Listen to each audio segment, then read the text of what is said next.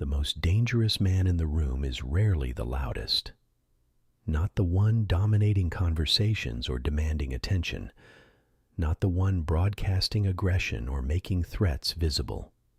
The dangerous man is quiet, observing, emotionally unreachable. People fear emotional aggression because it's obvious and direct. But history feared calm men far more for reasons most never understand.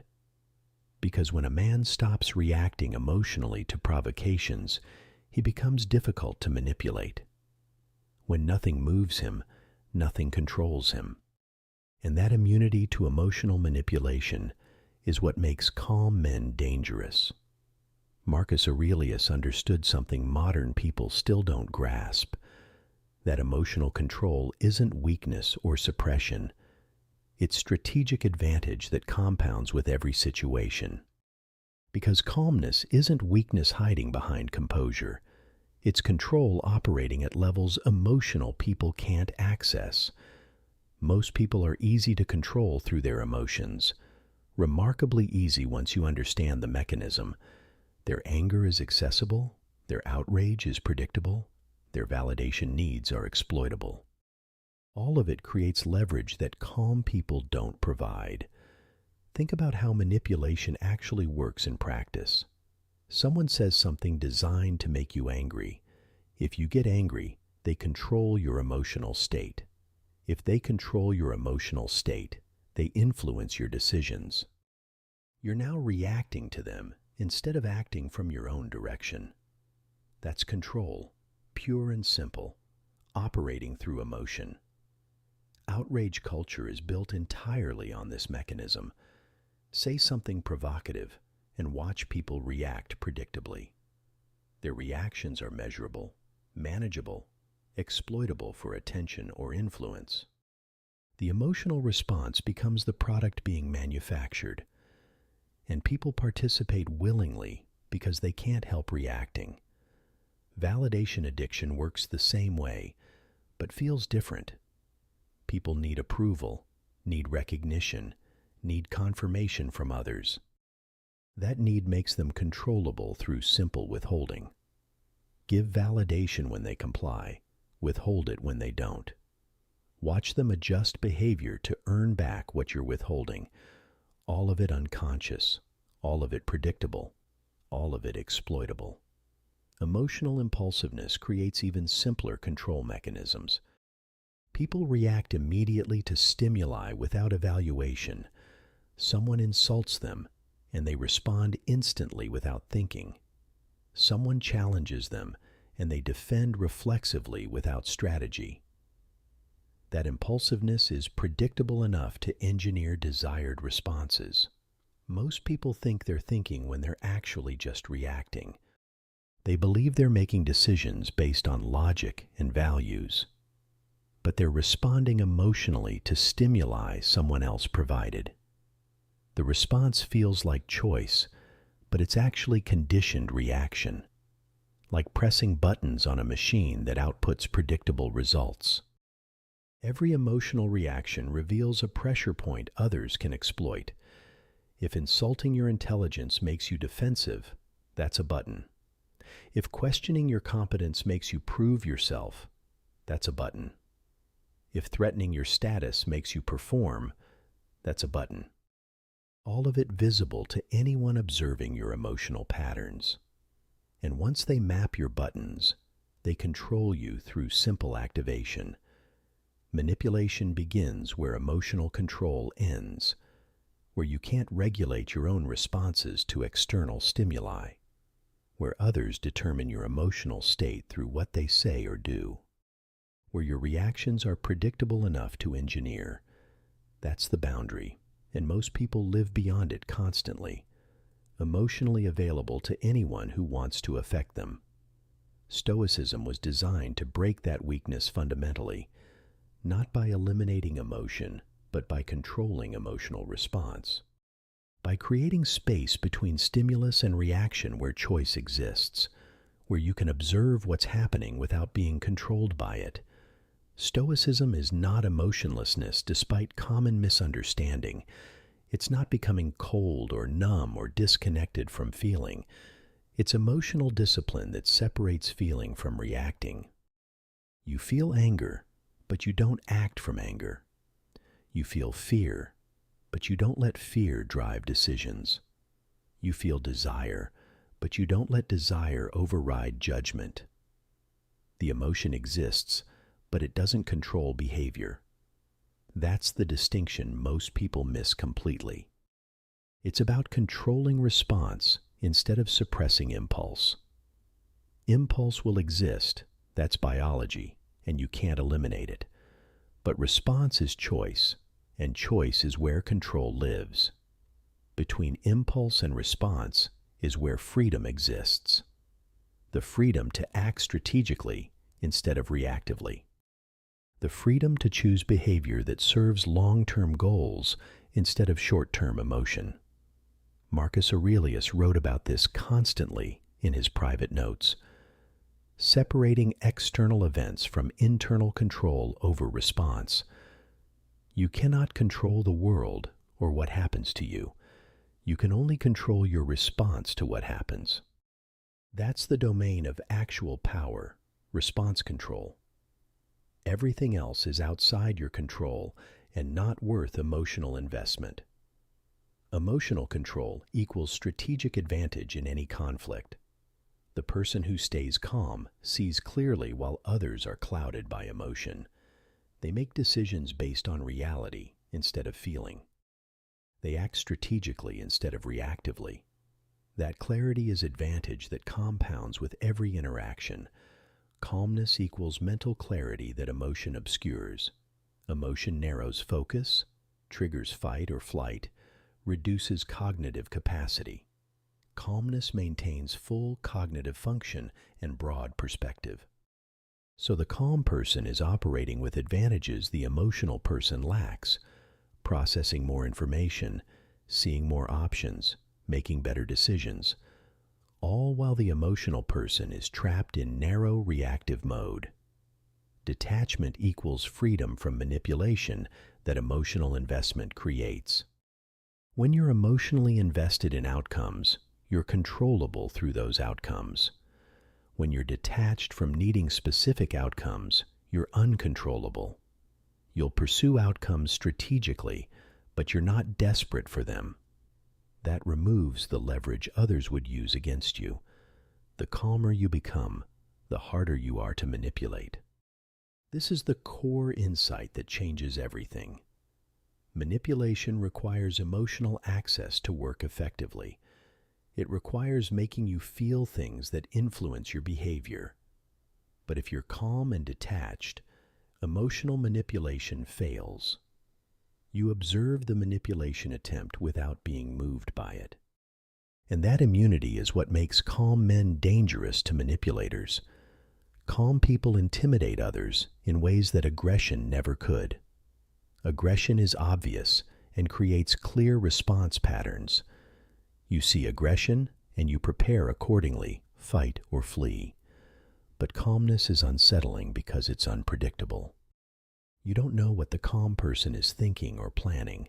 You don't know what will make them react or how they'll react. That uncertainty creates psychological pressure that aggression doesn't. Silence especially creates discomfort that people rush to fill. Most people can't tolerate silence in conversation or conflict. They fill it with words, with explanations, with nervous energy. But calm people sit in silence comfortably. And that comfort with silence pressures others to reveal themselves. They start talking to fill the void, exposing more than they intended. While the calm person learns through observation without revealing anything. Emotional neutrality disrupts the patterns people rely on. People read emotions to understand how to interact and what's safe. They look for anger to know when to back off. They look for pleasure to know what's working. They look for discomfort to know where pressure points are. But emotional neutrality provides no feedback for them to read. So they can't calibrate their approach or know if anything is working. That inability to read creates deep discomfort. Not reacting to disrespect especially unsettles people. They disrespect you expecting anger or defensiveness, and you just observe calmly, without any visible reaction. That's deeply unnerving because their provocation failed completely. They don't know if you didn't notice, didn't care, or are planning something. The uncertainty is worse than any angry reaction would have been. Remaining composed under pressure signals strength that emotion doesn't. Anyone can be composed when things are easy, but composure under actual pressure is rare and notable. It signals that pressure doesn't break you easily, that you have reserves of control others lack, that you're operating from strength instead of fragility. People are unsettled by what they cannot emotionally move. We're wired to affect each other emotionally. It's how social bonds form. But someone who can't be emotionally moved violates that expectation. They're not responding to the normal social cues and pressures. That violation creates unease because they're outside normal control mechanisms. Silence creates psychological pressure that words rarely match. Silence forces others to sit with their own thoughts and discomfort, forces them to wonder what you're thinking since you're not saying, forces them to fill the void with their own projections and fears, all of which gives you information while revealing nothing. Emotional restraint feels like hidden power to people observing. They sense that you could react, but you're choosing not to. That choice implies control, and control implies power.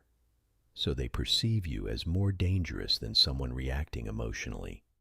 Because emotional reaction is release of pressure, but restraint is pressure contained, which could release at any moment. The man who stays calm controls the frame of every interaction. Frame is the context that determines how situations are interpreted. Whoever controls frame controls meaning and therefore outcome. And calmness maintains frame while emotion loses it. When you react emotionally, you've accepted their frame. When you stay calm, you maintain your own frame. That control is subtle, but determines who's actually in power. Stoicism destroys neediness that undermines most men's presence.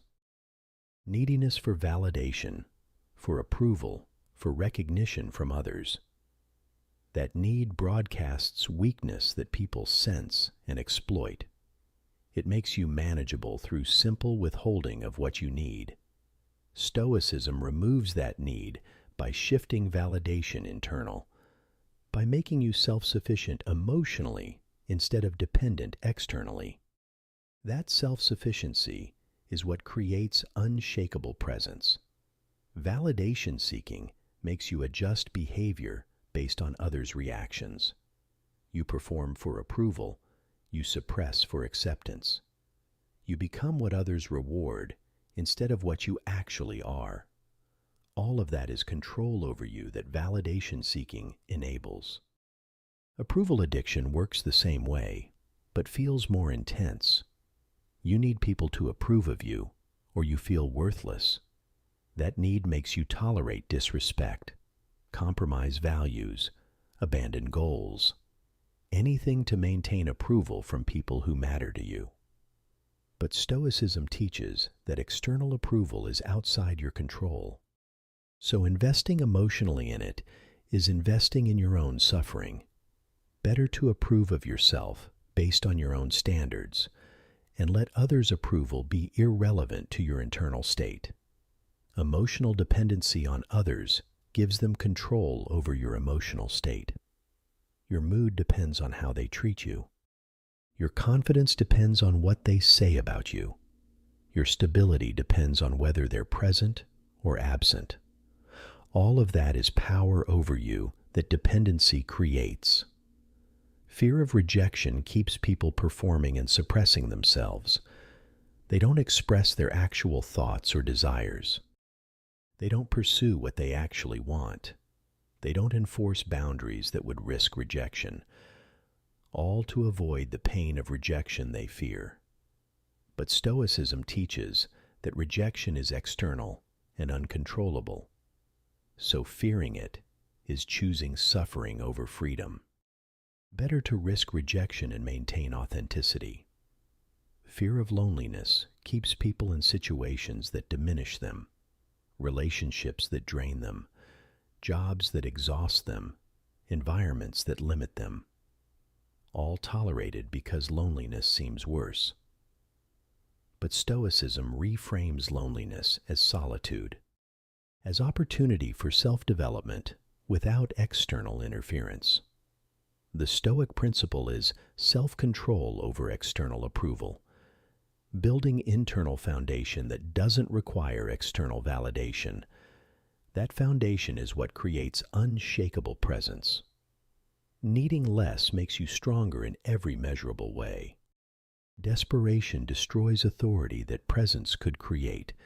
When you need something desperately, everyone senses it, and that need undermines any authority you try to project. Because authority comes from self-sufficiency, not desperation. The less validation you need, the more powerful your presence becomes. You're not performing for approval or adjusting for acceptance. You're just being what you are without apology or explanation. That authenticity without neediness is magnetic.